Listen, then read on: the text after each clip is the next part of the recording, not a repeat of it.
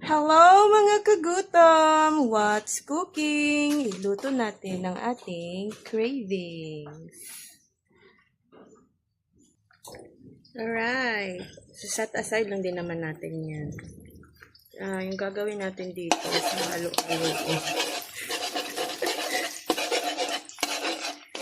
Iluluto natin yung ating cravings.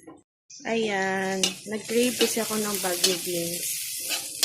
Oh, lagi ko kasing kinakain noon yung ginisang Baguio beans. Ayan, nag-crave ako sa kanya. Ayan, guys. Ayan yung purpose niya. Lutuin natin ang ating craving.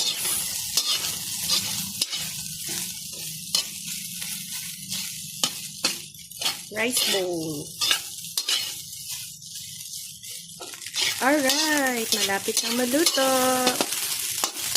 So, that's all muna. Join me again on my next kagutom cooking video. Thank you for watching, guys. Bye. Ayan, ano ba?